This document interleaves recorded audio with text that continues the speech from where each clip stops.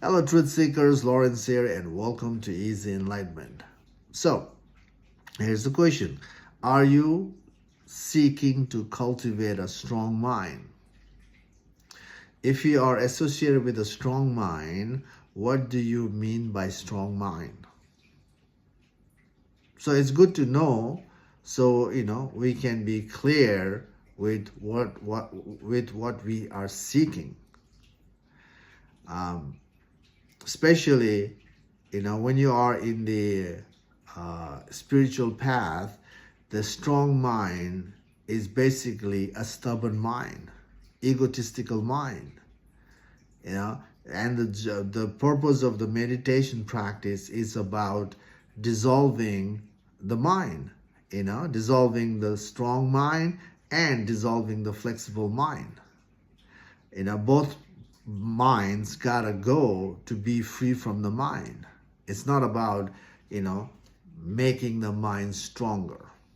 In the relative world, when we see someone doing good, who have experienced the growth in their life, who have moved from the gross level of the practice towards a peak experience of the practice, that person has disciplined herself or himself in the process and in experiencing the highest level of the physical world. So when we see that, that doesn't mean that the person has a strong mind. Actually, the person, most probably the person got a flexible mind. The person is aware, is open to the possibilities in the process, and there's always rearranging the mind to get to that level of experience. It's simply that.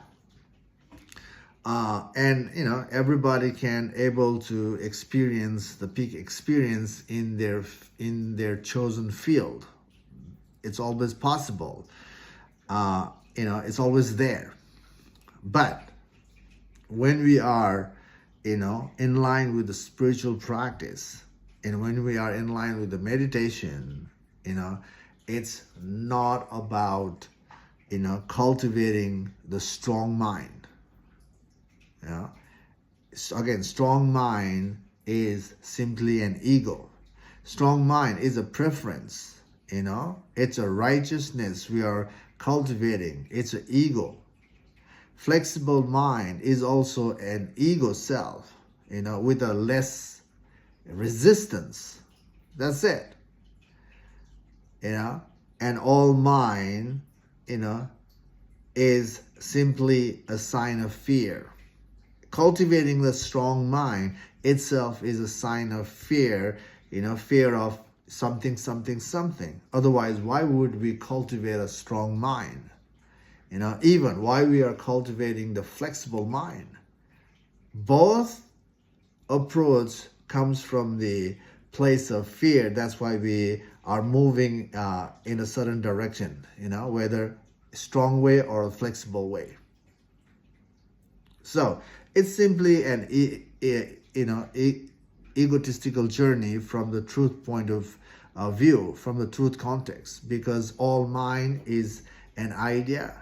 All mind is simply a preference. All preference, all idea, all belief is an ego self, and they gotta go to be free. So, we must have this, at least understanding that mind is an ego. And if you don't see the mind is an ego, then we can investigate on the mind. Investigating on our preference.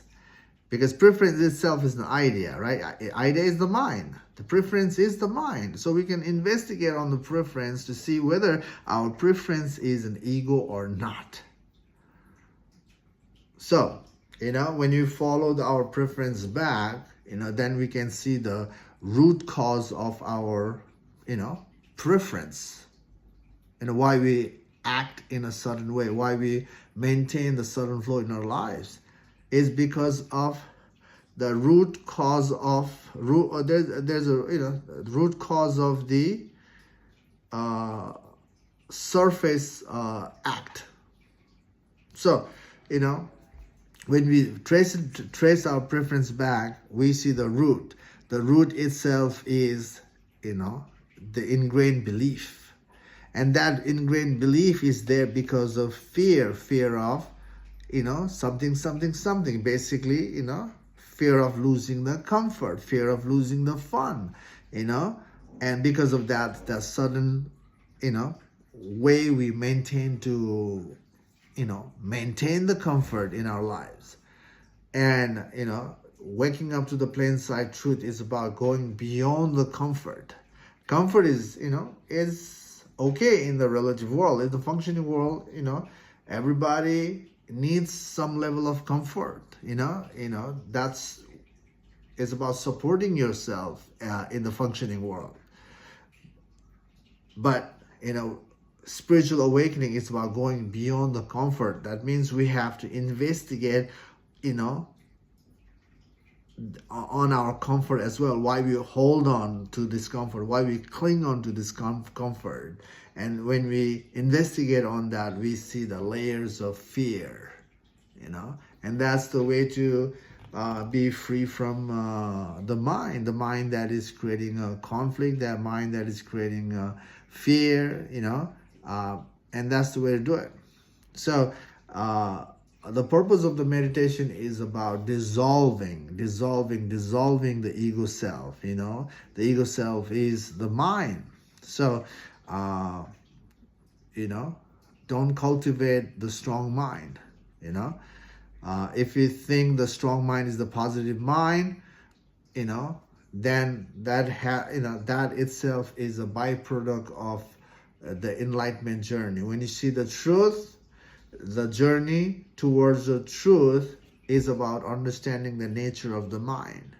You see how the mind come into existence. You see the rise and fall of the mind. You understand the nature of the mind. From understanding, then there is a flexibility. Then there is, the strong mind. The strong mind. If you see the strong mind as a positive mind, then it's the flexible mind. Okay, but again, byproduct, living on the byproduct is still, if you are not awake, if you haven't seen the truth, just following the byproduct of the enlightenment journey is just living on someone's idea, someone's preference, someone's experience. Living from the someone experience is always end up to a certain extent. And we tendency is you don't know how those things are coming in place. That is a fear. So instead of living from someone's experience, you walk on your own, understand the nature of the mind, go all the way to uproot the mind, and that's the way to be free from the mind. Anyway, again, the purpose of the meditation is about dissolving the mind, not about cultivating the positive mind, neither about cultivating the flexible mind. Okay, anyway, that's that in this video. Hope this makes sense. Thank you for watching. See you in the next video. Bye.